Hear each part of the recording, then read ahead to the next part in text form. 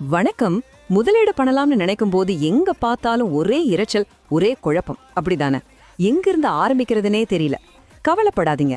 இந்த குழப்பத்துக்கெல்லாம் ஒரு முற்றுப்புள்ளி வச்சு நமக்கான ஒரு தெளிவான பாதையை எப்படி உருவாக்குறதுன்னு தான் நாம இன்னைக்கு பார்க்க போறோம். வாங்க உள்ள போலாம்.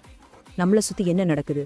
ஃப்ரெண்ட்ஸ், டிவி நியூஸ், சோஷியல் மீடியான்னு எல்லா இடத்துல இருந்தோ ஹாட் டிப்ஸ் மழை மாதிரி கொட்டிக்கிட்டே இருக்கு.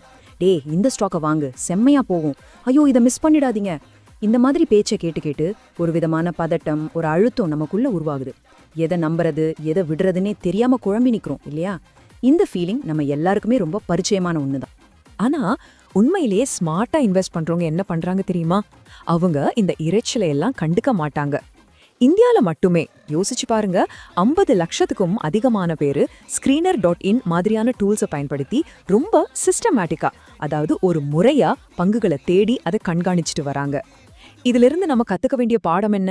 வெற்றிக்கு ஒரு முறையான அணுகுமுறை தான் ரொம்ப முக்கியம். அங்க இங்க இருந்து வர்ற டிப்ஸ் இல்ல. அப்போ இதுக்கு என்னதான் தீர்வு? அதுக்கு பேர் தான் ஸ்டாக் வாட்ச் லிஸ்ட், அதாவது ஒரு கண்காணிப்பு பட்டியல்.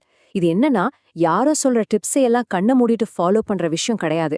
இது உங்களுடைய சொந்த ஆராய்ச்சி அடிப்படையில நீங்க கவனிக்கணும்னு நினைக்கிற பங்குகளை ஒரு லிஸ்ட் போட்டு ட்ராக் பண்றதுக்கான ஒரு சிஸ்டம். சொல்லப்போனா ஒரு ஒழுக்கமான முதலீட்டு பயணத்தோட முதல் படி இந்த வாட்ச் லிஸ்ட் தான். சரி, வாட்ச் லிஸ்ட்னா என்னன்னு ஒரு ஐடியா கிடைச்சிருச்சு. இப்போ வெறும் தியரி மட்டும் பேசாம ஒரு நிஜமான உதாரணத்தையே எடுத்துக்குவோம். ஒரு முதலீட்டாளர் 2026க்காக ஒரு வாட்ச் லிஸ்ட் ரெடி பண்ணிருக்கார். அதை நாம அலசி ஆராய்ந்து அதுக்கு பின்னாடி இருக்கிற லாஜிக் என்னன்னு புரிஞ்சுக்க முயற்சி பண்ணலாம். வாங்க. இந்த வாட்ச் லிஸ்ட பாருங்க. பங்குகளை அவங்க செக்டார் வாரியா, அதாவது துறை வாரியா அழகா பிரிச்சிருக்காங்க. முதல்ல ஐடி துறை. இதுல யார் இருக்கா? நம்ம எல்லாருக்கும் தெரிஞ்ச பெரிய தலைங்க, டாடா கன்சல்டன்சி சர்வீசஸ், இன்ஃபோசிஸ், விப்ரோ. அடுத்து ஃபார்மா துறை. இதுல சிப்லா, டாக்டர் ரெட்டீஸ், நாட்கோபாமா, ஜைடஸ், அட்வான்ஸ்ட் என்சைம்னு நிறைய கம்பெனிஸ் இருக்கு.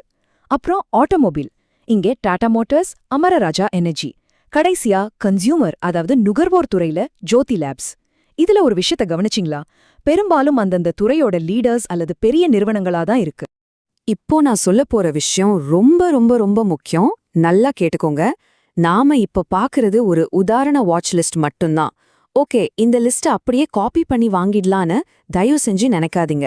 இது பங்குகளை வாங்குறதுக்கான ஒரு பரிந்துரையே கிடையாது. நம்மளோட நோக்கம் இந்த லிஸ்ட காப்பி அடிக்கிறது இல்ல. இதுக்கு பின்னாடி இருக்கிற அந்த லாஜிக், அந்த ப்ராசஸ், அந்த சிஸ்டம், அதை கத்துக்கிறது மட்டும்தான். சரி, ஒரு நல்ல வாட்ச் லிஸ்டுக்கும் சும்மா ஏதோ தோணுன பங்குகளை லிஸ்ட் பண்றதுக்கும் என்ன வித்தியாசம்?